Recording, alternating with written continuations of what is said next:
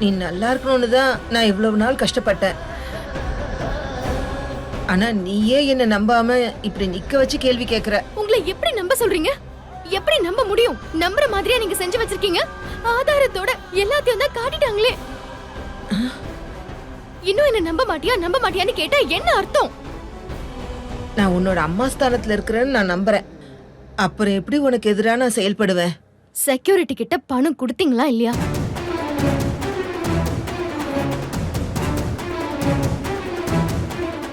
உங்ககிட்ட தான் கேக்குறேன்.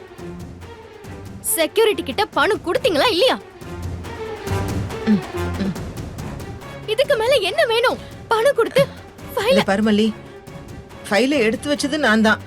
ஆபீஸ்க்கு உன்னை பிளான் பண்ணி போக வச்சதும் நான் தான். மாப்பிள்ளலாம் உன்னை வர சொல்லவே இல்ல.